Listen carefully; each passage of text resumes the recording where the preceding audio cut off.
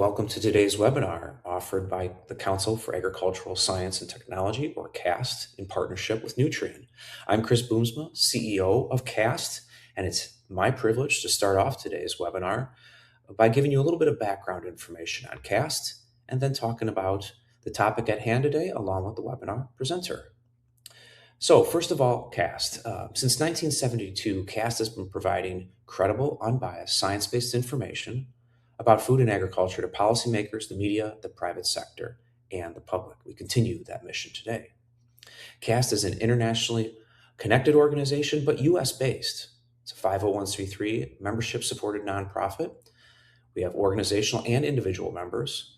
And what's unique about CAST is we span the animal, food, and plant domains of science and technology in agriculture. We are nonpartisan, and we offer all of our products free to all, and that includes today's webinar.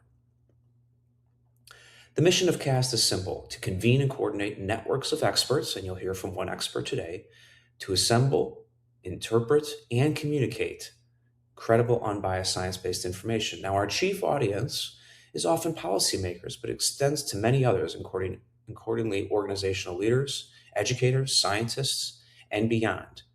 And so we welcome all to this free webinar today. So how does CAST accomplish its work?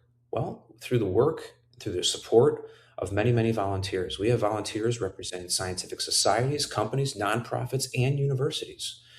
We have a board of directors and a strategic advisory council now as well. And we appreciate the work of each of these individuals. We also have volunteer scientific experts serving as authors, reviewers, contributors. Folks work on active task force, and you can see the breakdown of where our volunteers come from: academia, nonprofits, governments, and companies. As just mentioned, CAST has formed a strategic advisory council, and that council has been asked to help CAST chart a path towards becoming the National Academy of Agriculture.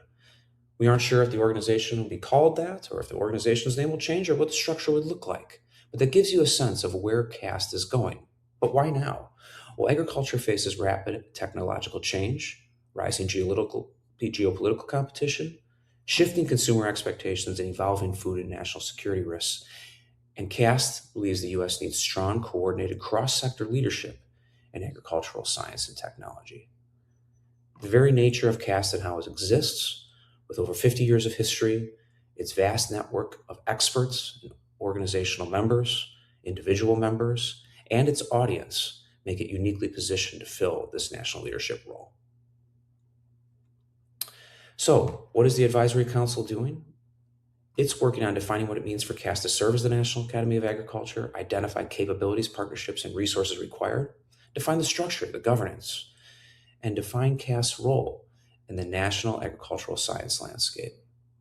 I am very appreciative of the individuals that are helping serve on this advisory council, and we look forward to reporting on their work at a future date. There are a variety of opportunities that exist right now. Membership is always one of them. You can click on the QR code on your screen, scan it please, and you'll be taken to our membership page. Also, we always welcome your support and interest in educational products. You can offer topics, be a contributor or reviewer, be an event host, and the like. The list goes on. You can just reach out to us. You can be part of our newsletter. We can focus on items that you're doing through social media, etc. So we welcome your support in any one of these dimensions. And again, simply reach out.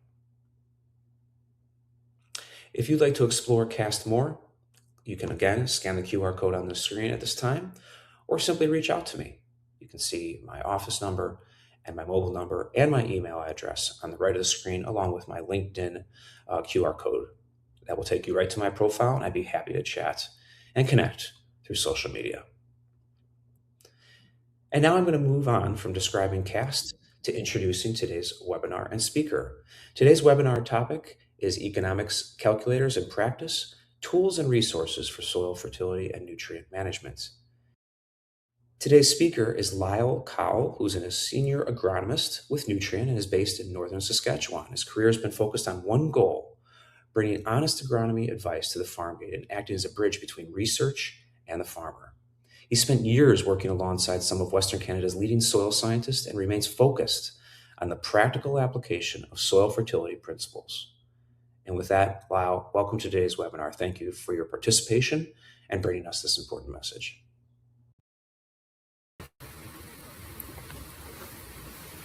Well, thank you for having me here today. I very much appreciate the time and look forward to having this chat. Again, thank you for the time of those joining the webinar. We're going to go through a few different things today, and largely centered on the Nutrien website eKonomics, eKonomics with a K. And we're going to explore eKonomics. And we're going to focus on a couple of the tools within it, just to give you a taste of what you can explore within this platform. I'll just ask for the next slide, please.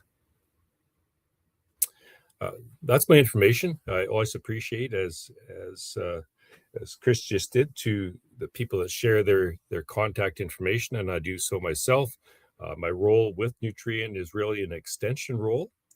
I'm based here in Canada, but I'm part of a group of agronomists within Nutrien Wholesale, that provides that agronomy support in terms of, I say, agronomy and sustainability of the NPKS fertilizers that Nutrien manufactures.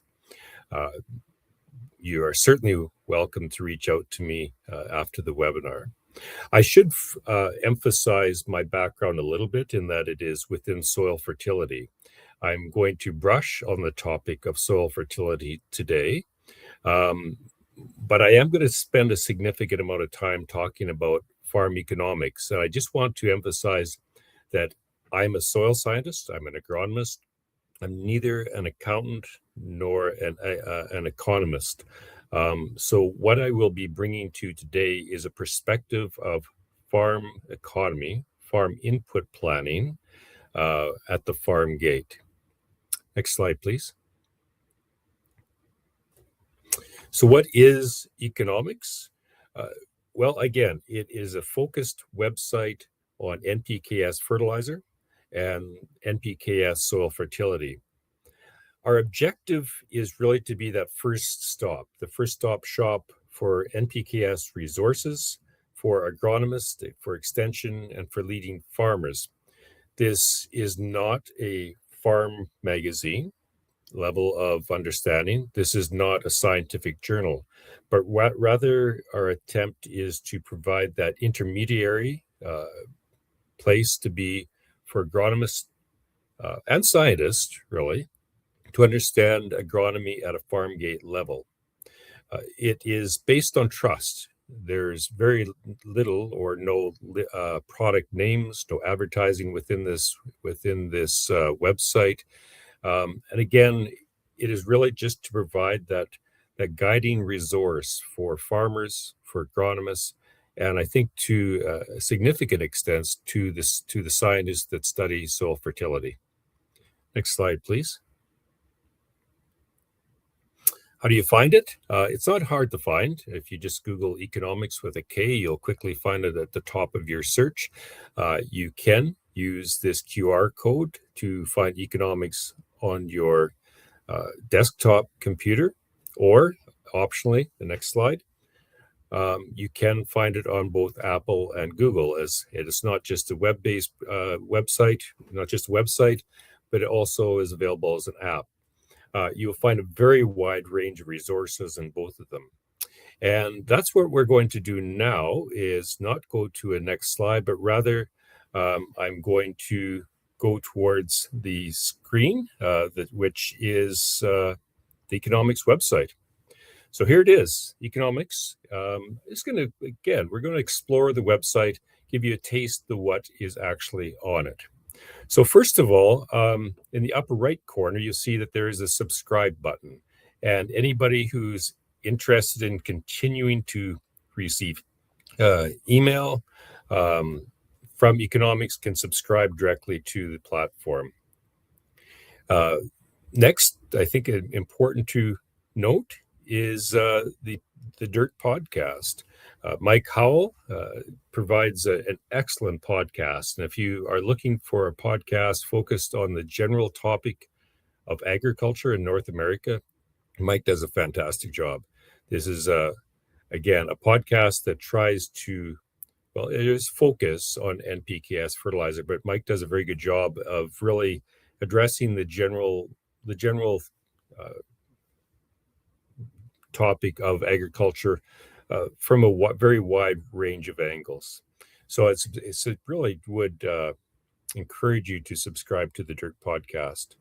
Below that, we do have Ask an Agronomist, and myself and the others in the team are always willing and able to do our best to answer questions that might be posed, usually at a farm gate level. But if there are questions that need to be asked or answered, I guess, we certainly are here to try answer those questions quickly and accurately. What else is within the website? Well, let's first take a look at a few of the different primary tabs here. So first of all, under agronomics, there is agronomic toolkits. And I think that these are excellent for just about anybody to utilize. We have toolkits with a number of different resources for sulfur, potassium, phosphorus, nitrogen, soil sampling, and so on. As I scroll down the screen, see a very wide range of toolkits that you can click on and find a wide range of resources. There are, for those of you who are certified crop advisors, specific learning opportunities to gain certified continuing education units for your CCA. I'll open the crop guides tab because I think that these would be useful resources to a very broad range of people. We have specific crop guides on corn, forages, soybean, canola, and potatoes to this point, and are continuing to expand upon that offering of crop guides. And these are quite comprehensive guides in terms of understanding growing and really the fertilizer management of each of these specific crops, with significant input from experts within the field of those crops. Also under the agronomy tab, we see the IP&I Nutrifacts and IP&I nutrient source specifics. So, for example, we've preserved some of the IP&I articles on the wide range of nutrients. It's an excellent resource that is preserved within the agronomics tab. Next, I want to go over to the tab that is about articles. And there are, I think that I should count them, but there's literally hundreds of articles on economics on a very broad range of topics. Anywhere, for example, on the first screen here, the origins and geology of potash, to just a very broad range of topics that are relevant to the agricultural landscape of North America. And you can certainly search and find a number of, if you're looking for a specific topic, search and you can find what you're looking for. Another portion of this tab, I believe, that is very useful is the infographics. Just one moment, please. Infographics. And these are really useful, I think, for learning and also for teaching. So, for example, there are infographics to understand soil salinity, phosphate mining, and so on. Some of them that you might find in particular use as I scroll through this are some of the infographics, some of the nutrient cycles. So, for example, there is an interactive potassium cycle on the infographics tab, as well as for the other nutrients, nitrogen, sulfur, and phosphorus. Again, excellent teaching tools that I think that most people within this audience would find useful for personal learning as well as for teaching purposes. So that's a general outlook to some of the other aspects of economics. And now I want to delve into the tools. Under the tools tab, there are a lot of tools. I'll highlight a couple of those. There's plenty there in terms of weather, growing degree calculators, rainfall trackers. There are 2 nutrient removal calculators, and I should make note of the difference between those. There is the Prairie Nutrient Removal Calculator, And that is based on relatively new research from the University of Saskatchewan. And if you are looking for nutrient removal numbers that are quite recent, and particular for some of the crops that you would primarily see in the Western prairies, spring wheat, canola, barley, oats, pulse crops, and so on. This is a data set of very, very new and accurate data for nutrient removal. And this simply links you directly to that calculator. There is another nutrient removal calculator that is a little bit more broad in terms of the number of crops that you can estimate removal rates. So two different tools there in terms of estimating nutrient removal. For those of you who work within areas that use ammonia as a primary nitrogen source, we have two different calculators to estimate the rate of use of ammonia. It can be a bit tricky in the farm field to estimate ammonia application rates. So we have tools and calculators to help the farmer or agronomist to understand application rates. And finally, we have two calculators that I'm going to highlight today. Whoops, I'm sorry. One is the dry fertilizer calculator. We're a fertilizer company. We sell fertilizer, and fertilizer calculations can be a little bit tricky for agronomists, for farmers, and often for scientists. And so we're a fertilizer company, so we developed a dry fertilizer calculator to understand the rates of application for dry fertilizer, applied individually or in blends. And we also have an input planning calculator. What I'm going to do here this morning is walk you through both of those calculators. And I'm going to actually start with the dry fertilizer calculator. It doesn't take too long to just give you a quick look at it. So what I'm going to do here, I open another tab, and this is the tab that is specifically the dry fertilizer calculator. And I'll give you just a quick walk through it. And I've pre-entered a number of the values within this just for the sake of convenience. So the first thing, we're in North America. Some regions use metric tons and some areas use tons. I'm Canadian, and so in Canada, fertilizer is always sold and utilized using tons, the metric ton. So that's why I've selected metric. But if you're an area that utilizes fertilizer at rates using tons, then that can be done. Now, entering field size, a farmer or an agronomist might approach this by entering the total number of acres on a farm. They might enter the total number of acres for a specific crop. So, for example, if you want to understand the amount of fertilizer that you need for all of your corn, you could enter in the number of acres for all of your corn. I've just entered in 160 acres here as a specific field. This farmer needs to be asked. There's a lot of different sulfur products in the marketplace.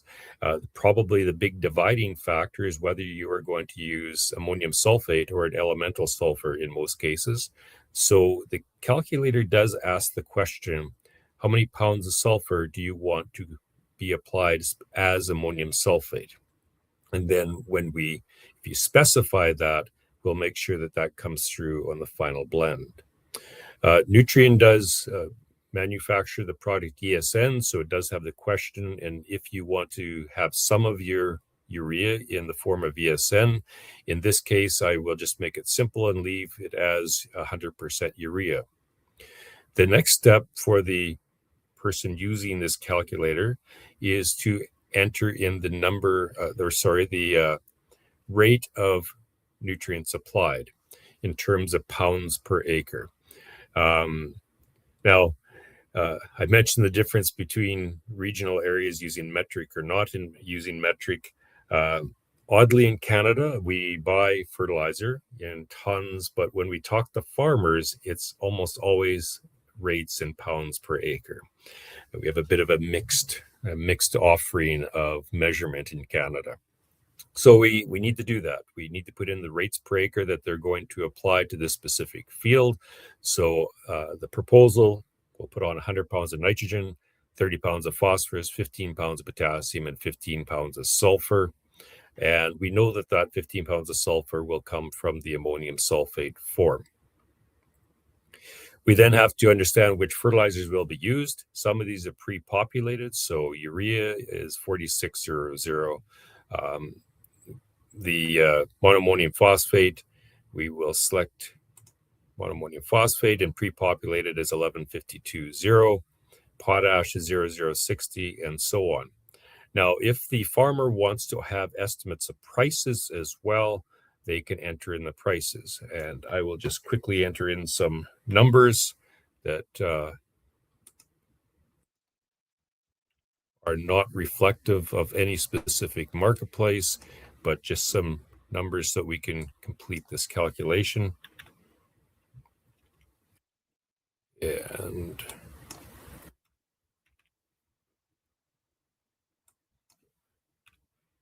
an important point going through this calculator, and when we go forward into looking at the input calculator, is to enter in numbers that are personal to that farm or farmer. We now have already calculated a lot of the points that need to be understood for application rates. So this farmer needs to apply 176 pounds of urea, 58 pounds of phosphorus as 1152 as MAP, 25 pounds of potash, 62 and a half pounds per acre of ammonium sulfate. We could have entered in copper or zinc requirements. I did not do that. So that we know the rates per acre and pounds per acre, the percentage, if you intend to blend those fertilizer together, what the blend percentages are, as well as the total tons required. If we hit the calculate button, it'll give us a summary of pounds of total fertilizer per acre, the number of tons required, or if you had selected imperial units, it would be 10 tons, the total cost per ton, the total cost per acre, and the final total cost for that particular field would be a little over $20,000 using those rates, those fertilizers, and those personal prices. So it's a very simple calculator, but it just takes some of the what can be errors of calculation in estimating fertilizer requirements. So that's the dry fertilizer calculator. It takes very few minutes to take a look at it. Now we'll turn our attention to the input calculator. The input calculator is an important calculator. And I'll give you a bit of the history of why we have an input calculator. And it really predates my career, my current career. I have always spent my time as a farm-facing agronomist. And a friend of mine from early in my career was an ag economist. And he suggested that farmers needed to approach farmer input calculations looking forward and not backward. There are lots of calculators available. You can find calculators from states and provinces, and they're all excellent. There are not very many calculators that are similar to this one in that they are come from industry and are also very, very simple and straightforward. My friend and I look towards how farmers should approach this, and I'll talk about this in some detail later when we return to slides. But we needed to look at something that is both encompassing, so it ensures that the farmer accounts for all costs on the farm. It ensures that the numbers are accurate, so the farmer must know their personal costs. And it needs to be simple, so a calculator that makes this simple for the farmer to use. It is not an accounting summary. Accountants might find this useful. Economists might find this useful, but this is a farm input planning calculator. It's not a piece of accounting software by any means. And so again, if we offer something that is accurate, it's personal to the farmer, and it is simple, that is the first step in making sure that that farmer will try to find the right steps to achieve profitability on the farm. So let's just take a walk through it as some examples. So I've pre-entered in a lot of numbers here, so that just to make it a little bit simpler. So we have to enter farm size. Now, a person using this calculator can approach this different ways. I have entered it as 2,000 acres, and I'm just going to have two crops, each of 1,000 acres. Some farmers or agronomists might approach this to understand what is the greatest profit for between crops. So you might enter in a farm that has 10,000 acres and enter in 1,000 acres of each of 10 different crops, and use that as a tool to understand individual crop profitability for your farm. Or, as I'll show today in this example, to try estimate profitability of a specific number of acres. So we start off, we enter some acres, we can change those acres, but my farm today is farming 2,000 acres. As I'll talk about later when we return to slides, we sometimes forget what costs are required on the farm. We become obsessively focused on specific costs, and sometimes we need to really understand the total cost. And this is no different than a household budget. If you only look at your household budget looking backwards on what you spent last year, you will not have a good plan going forward. And a household budget then has to look forward and make sure that you accounted for everything that you spent. So let's first of all enter the things that are going to be required for every acre. So for example, the cost of fuel, diesel, gas, oil, and other lubricants. This farm, most farmers will not be able to quickly tell you the dollars per acre they are spending on fuel or lube, but they might be able to quickly tell you the total amount that they are spending per year. So that's why we have it set up this year. I've entered in $40,000, and then that calculates that to be $20 per acre for fuel and lube. Agronomy services. So if the farmer is employing an agronomist or paying for some advice from an agronomist on the farm, in this case, I just entered $10,000 at $5 per acre. Repairing equipment is expensive. And so this might be a low number for that 2,000 acre farm, but I put in $20,000 for $10 per acre. Machinery payments, you have to, doesn't matter which crop you're growing. If you bought a tractor last year, you have to pay for it this year if you are financing it. And so in this example, this farmer is spending $50,000 on machinery payments. To farm, you need land, whether you're renting it or owning it, or in some cases, you may own all of your land, but you may see this number as an opportunity cost of that money, that if you didn't own that land, what else could you use that money for? In the end, I entered $200,000, an equivalence of about $100 per acre. Insurance, I see I failed to enter a number for insurance, and insurance can be a lot of different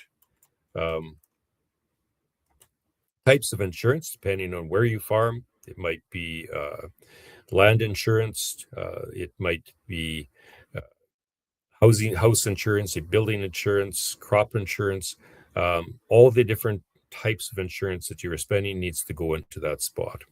Taxes, another value that is going to vary wildly between where you farm or live. I put in a number of $20 per acre based on $40,000. Farm depreciation. Some farmers will want to enter in a number of depreciation here. Some will not. Some farmers will want to enter in a value specific to labor. Now, labor can mean a number of different things, but you have to account for it. So you might be actually hiring someone on the farm to do some work, or you may be paying a member of your family for some of their labor costs, or you may want to pay yourself specific labor costs on the farm. So you can do that within this cell. Buildings and utilities. You may need to be paying for equipment storage, grain storage, a wide number of buildings that are often needed on the farm. And utilities are always going to be a cost. You have to pay the power bill, the water bill, and all the other bills that come with buildings and utilities. Custom application, the farmer might be paying someone else to perhaps spray a crop or spread some fertilizer or maybe custom harvest. That number needs to be accounted for. And then miscellaneous. Well, I may have missed some costs that affect every acre, so we have to account for those. And that gives the opportunity for the farmer to enter those into miscellaneous, or if they want, there's a tab here to add and specifically identify an extra cost. Now, I did look at the fertilizer blend calculator, the dry fertilizer blend calculator, but we need to account for fertilizer costs within this calculator as well. And so this goes through essentially the same calculations, and so that the farmer ensures that they are understanding the cost of their fertilizer. So you have to enter in your own analysis of fertilizer. In this case, I've entered it in as urea 4600 and a cost. Now, the costs I'm using today are just numbers. They're not current. They may not be current numbers. The cost of fertilizer will vary tremendously by geography, by farmer, or the time that you spent or bought that fertilizer. So the numbers I'm using here today, I want to emphasize, are not today's costs. They are simply examples for this demonstration. Now, so we then calculate, in this case, using $1,100 per ton, that the value of that fertilizer is a little over $1 per pound. Same with phosphorus fertilizer, potassium fertilizer, and sulfur. Now, one thing that this calculator does do, remembering that some fertilizers are multi-nutrient, so phosphorus fertilizer is 52, in this case, using MAP, is 52% phosphorus, P2O5, but it is also 11% nitrogen. So farmers, agronomists, we have to account for the value of the other nutrient in phosphorus, the nitrogen in the phosphorus. And this calculator does do that. So what it is doing is evaluating the value of the nitrogen in 1152 based on the value of the urea that you're using and deducting that, and then assigning the rest of the value of the fertilizer to phosphorus costs. That's a standard way of calculating multi-nutrient fertilizer costs. It is cumbersome, so this does it for the farmer or for the agronomist. So we now have entered in really all the costs for a crop that are relatively stable no matter which crop you're growing on the farm. Now we have to focus on some specific crops. I entered in a farm that is growing 2,000 acres of crops, and as noted earlier, I'm based in Saskatchewan. I'm sitting here today in northern Saskatchewan in a region that grows canola and wheat. And so that is why I'm using canola and wheat. You might be in an area that grows corn and soybeans or a multitude of other crops, and you can enter in your numbers specific to those crops. This farmer is going to grow 1,000 acres of canola. Now, we have a tricky part of farm cost estimations, and that is yield goals and sell prices.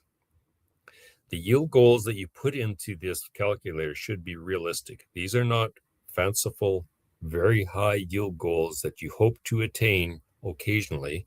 A yield goal should be based on reality on a farm, probably for a field. And so you need to put in realistic numbers. When I'm talking to a farmer on this basis, I usually tend to tell them to use a yield goal that is their long-term average plus about 10%. Their anticipated sell price. They may already have sold some of this crop. They really do have to understand that, though, that they should put in an anticipated sell price, again, that is realistic, and probably be a little bit conservative in sell prices to make sure that the balance is correct in the future. Now for the canola, the farmer is going to apply 110 pounds of N, 30 pounds of phosphorus, 10 pounds of potassium, and 15 pounds of sulfur. And then the calculator, you already have these numbers entered, tells the farmer what they're spending per acre on each of those fertilizers, N, P, K, and S. Now, individual cost prices also include a number of other things: seed, herbicide, insecticide, fungicide, and so on. Cost of canola seed and seed treatments, about $100 per acre is probably fairly realistic. The herbicide would be all of the weed control for that crop, whether it is used before seeding the crop, in the crop, or after the crop. So let's say $40 per acre. Insecticide and fungicide can be hard to estimate.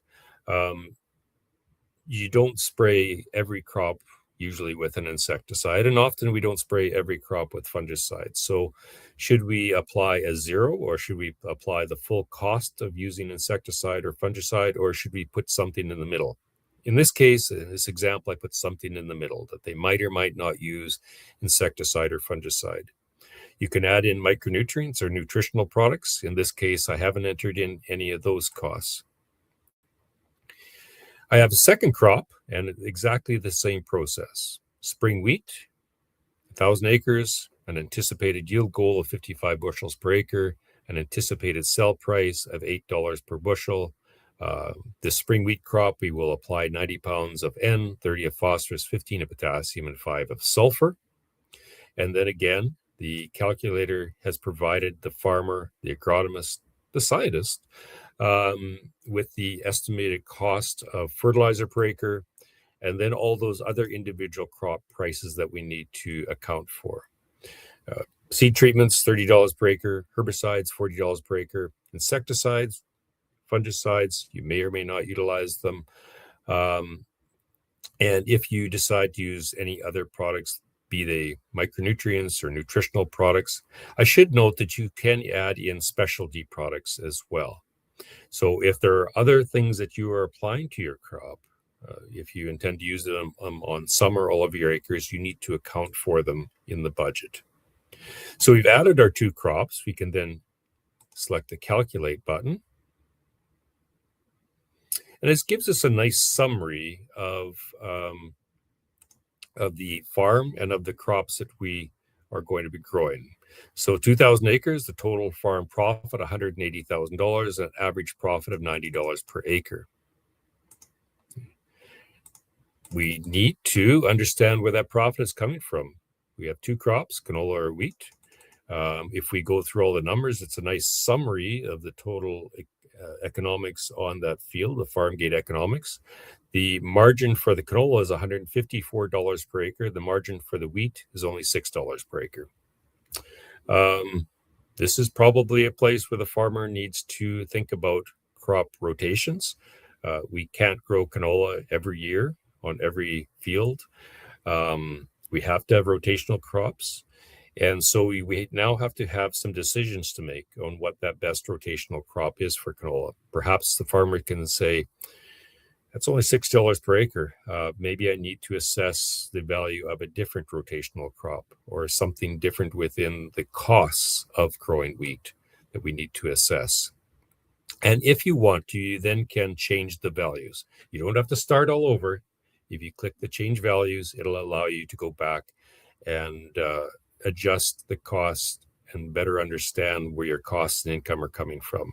A couple pie charts just to visualize. In this particular case, nearly all the farm profit is coming from canola and not wheat. It summarizes by percentage and also in a pie chart where each of the costs are. So this now helps the farmer visualize what they're spending, what they intend to spend, and if there are places where they can, well, you can either spend more money to increase your yield or to truly assess what you are spending money on. So, for example, we probably can't do much about your rent or land payments. It's 37% of the cost, so a huge percentage of the costs. Perhaps you could be more fuel efficient and reduce your fuel costs. Perhaps you could make sure that you are using the 4 R's of nitrogen placement and make sure that you're using that nitrogen. It's costing you 18% of your total cost, making sure it's being used very, very efficiently, and so on. So you can now start to focus in on where the costs really are. You can look at some of the costs that might seem significant, like potassium, but again, we're only, in this case, that's only accounting for about 1% of the total costs of growing the wheat and canola. And so it summarizes your total costs per farm and per input. So that's a bit of a look at both the eKonomics platform as well as a couple of the calculators that I think will be useful. And if we could perhaps now just return to the slides. I just have a couple more slides to share. So again, I've talked about this already. We all need a budget. Everybody on this webinar may not have a farm, but you all should have a household budget to make sure that costs are effective and don't exceed income. And you need to look forward to make sure that that your possible costs don't exceed your income. Now, I was just talking to someone yesterday about farm costs and this comparison to household costs. We often go into a grocery store and obsessively worry about the cost of roast beef and strawberries, but then we throw some potato chips and candy and pop into the shopping cart. We worry about the price of a new car, but maybe we could drive that 2005 Corolla for one more year and meet our household costs better. Do you need new shoes or do you need new Gucci shoes? And so on. Now, household budgets are important and costly. The same idea needs to be approached on a farm, but farmers are dealing not with hundreds of dollars or thousands of dollars, but with hundreds of thousands of dollars, if not millions of dollars. But the approach is the same. Next slide, please.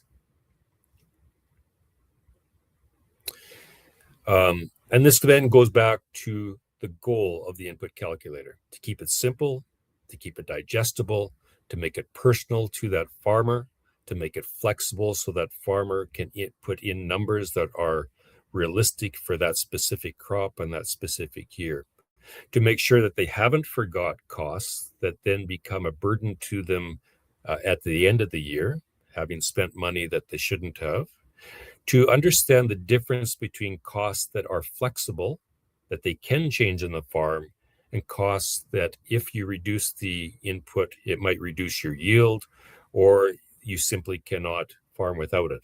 For example, your land costs. And to help with the arithmetic, the fertilizer costs are sometimes difficult to assess, and that's what the input calculator does, is make sure that some of the arithmetic for fertilizer and just for the general general numbers, bringing them together into final margins are important, and to illustrate where those costs come from. That's the goal of this input calculator. Next slide, please. I have a quote here, and it's from a small newspaper in Manitoba, the Manitoba Cooperator. Just published they're just an article published this week, and there's some important messages here to the same effect. Some of the points here, says the person being interviewed in the second paragraph, there's a difference between cost effective and being cheap. Cost effective is where every decision is analyzed and only inputs that provide return receive investment. Cheap is just cutting expenses. So we have to be careful in assessing value of what we spend our money on. And to the whole point, as is mentioned in the first paragraph, in talking about fertilizer, use fertilizer effectively. Use it effectively using the 4 Rs of fertilizer placement, the right source, applied at the right rate, at the right time, and in the right place. Making sure that you get the most value of the money that you spend. So it's an important topic to just keep those thoughts in mind when we do budgeting. Next slide, please. And we do get locked into the risk of silos. I work for Nutrien. I think a lot about fertilizer costs. If I were a person who worked for a grain company that bought corn, they would probably think a lot about the cost of corn.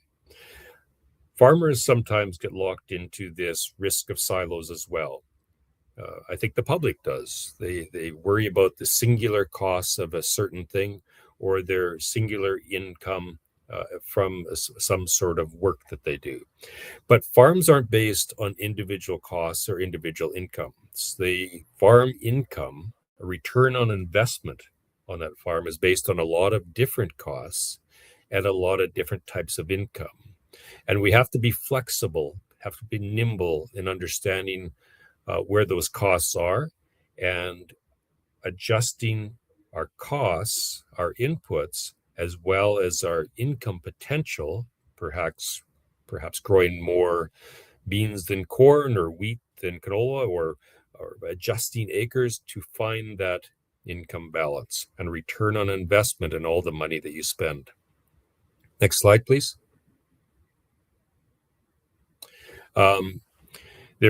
We do also have to understand sensitivity of costs versus prices. So in this very rudimentary, very simplistic example, I compare the difference of increasing the sell price of your canola by 7% to buying fertilizer for 30% less money.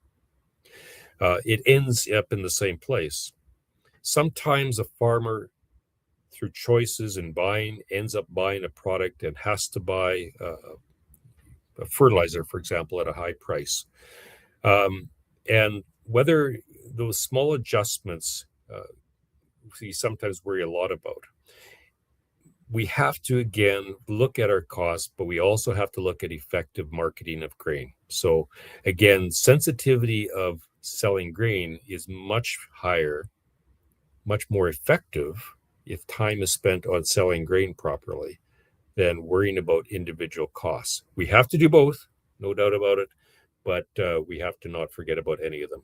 Next slide, please. I'd like you to all to subscribe to eKonomics. I did note that on the website that you can subscribe. So the QR code is there. Very easy to find the website, Nutrien-economics with a K.com. So I encourage you to do so. And I'll just ask for the next slide, please. And I want to thank you. Thank you for your time spent on today's webinar. That's my contact information again. And for Trivial Pursuit question of the day, what is that picture? That is the cutting face of a potash mine. So 1,000 meters under the ground where I sit today is a bed of potash, and that is about 10 or 15 meters thick, and that is the cutting face of that potash within the potash mine, if you haven't had a chance to see that before. Thank you again. That's the end of my slides and the end of my webinar today. Willing to take any questions that there might be.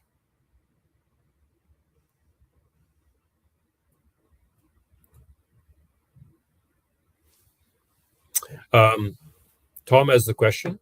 What time of year do you think is the best time to use calculators? During the downtime in winter or right before you're purchasing input to get the most accurate prices? I think all of the above, to be honest. There are too many cases where we calculators assess what we did last year. That's what accounting does. When you pay your taxes, when you go to an accountant, you assess what you did last year. That's fine. You have to do that to pay your taxes. But we need to assess next year's costs repeatedly because prices change. Grain prices change constantly with world events, with a number, especially this year, world events and have certainly affected farm economy. So you do need to assess where you are at the time that you buy something, but remember that you're also going to be selling production. So you may have to adjust things consistently throughout the year. The closer you get to seeding, the less nimble you are on adjusting what you will buy or what you will plant. So you need to start early, but revisit your plan repeatedly.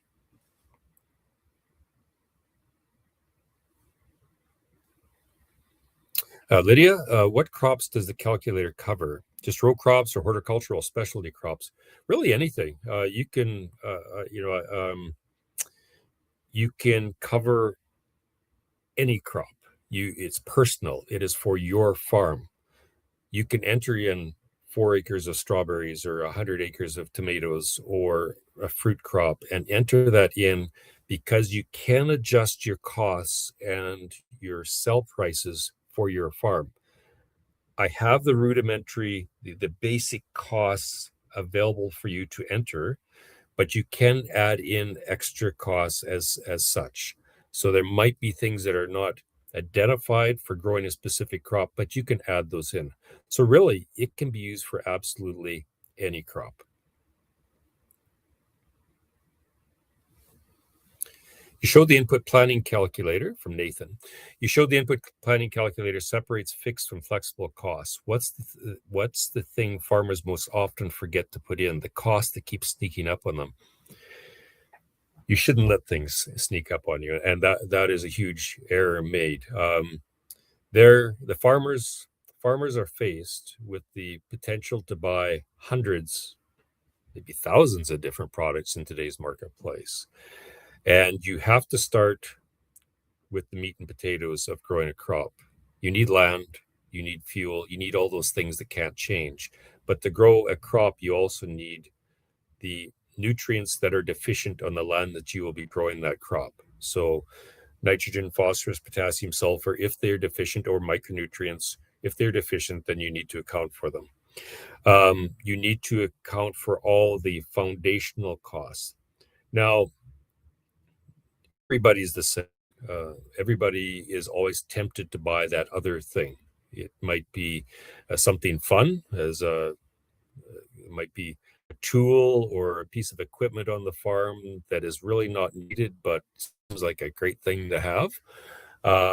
It might be a crop input that is new and you don't know if it has any potential value to your farm. Maybe, for example, you have never used a fungicide on your corn crop.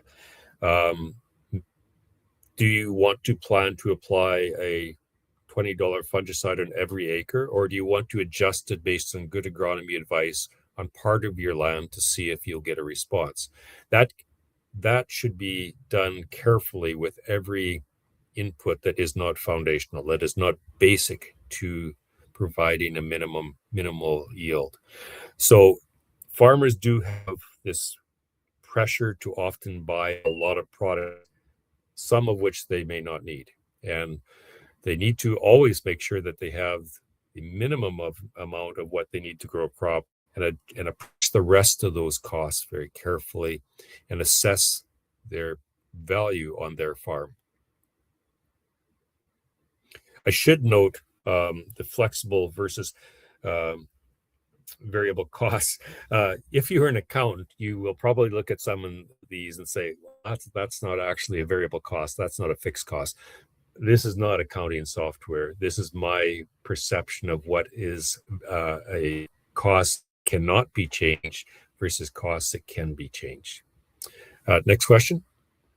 Laura, are forages included in the calculator? What happens in the case since yield is not measured in bushels per acre or similar units, but simply based on dry matter? That is actually an excellent question, Laura. And you're right. Forage, it is going to be difficult to include forages within the calculator as such, and that's an excellent question. I can't resolve this within the calculator as it stands right now. Perhaps we can do that in a future edition of it.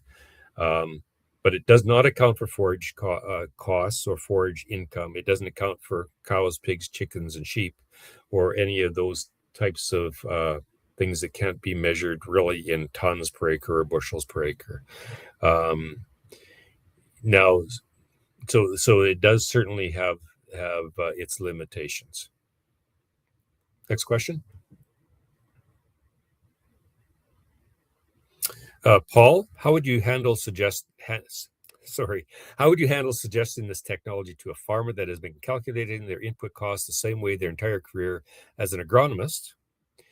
I think that this would be a useful tool, but I'm not sure how open some folks would be to trying it. One part of this tool is that you can offer it to a farmer and they can give it a try for their farm. Farmers will have accounting records, so it's not going to be that hard for them to enter in most of the numbers. And keep it private. It's none of anybody's business to know the exact economy of your farm. It's so you just have to remember that the farmer's income is a private issue, and so offer this to farmers. You can offer this to farmers for their own use, for their own estimation. You're an agronomist within your area. I hope that this is a tool that you can use to show farmers scenarios, build scenarios around different rotations, different crops, different inputs, and the what ifs on how to estimate potential income. I used an example today where the canola was highly profitable and the wheat was maybe not going to be profitable. As an agronomist, I hope that you can use a tool like this to throw in, you could, as I described, you could have a pretend farm of 10,000 acres and compare 10 different crops and help that farmer make some personal decisions on the split of acres on their farm or how they're spending money to grow that crop. If there's any more questions, Greg, when a farmer is under pressure and just wants to cut fertilizer spend, how do you convince them that there's a difference between being cheap and being cost effective? And good use of the quote from the slide from the Manitoba Cooperator. So the difference between cheap and being cost effective. I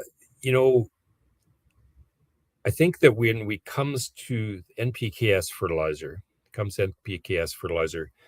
I always start the conversation, or my agronomy focus is on the 4R of fertilizer use.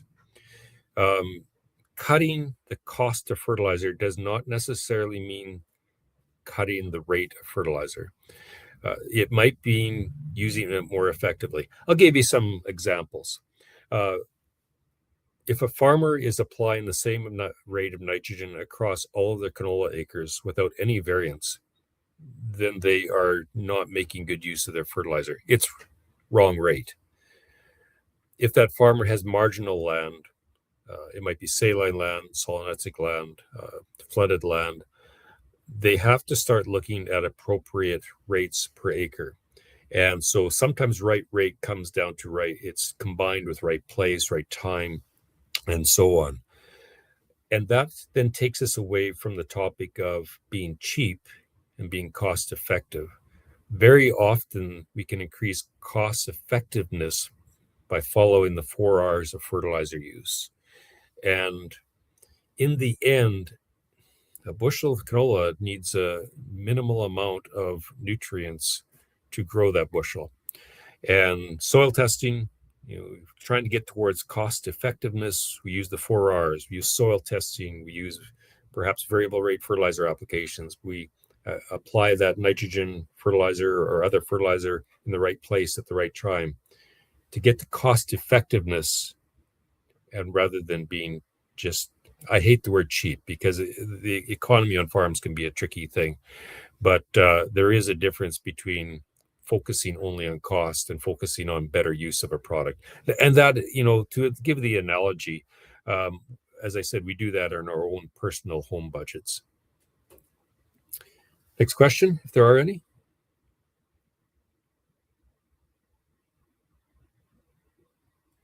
From Raj, thanks for your informative presentation. Is it possible to share the slides? You reach out to me. The recording is, the webinar is recorded, so some aspect of the slides are there. And honestly, I didn't really share many slides that have any great worry to share. So if you reach out to me, I'd certainly share the slides. Really, the focus, the center part of what I presented is on the website. what I showed here today, as well as so many other things. So yes, if you reach out, I'll share some slides. But really, most of what I showed is on the website, or on the app, I should say, as well. Okay, well, it's great. No more questions. Again, I appreciate the time taken by anybody listening to the webinar today. Glad to have this conversation about farm input planning, and in particular, not just farm input planning, but to utilize the resources within the eKonomics platform. It's a growing platform. We will continue to add more calculators, more references, more resources, and I hope that the community that is part of this webinar makes great use of them in the future. Thank you again.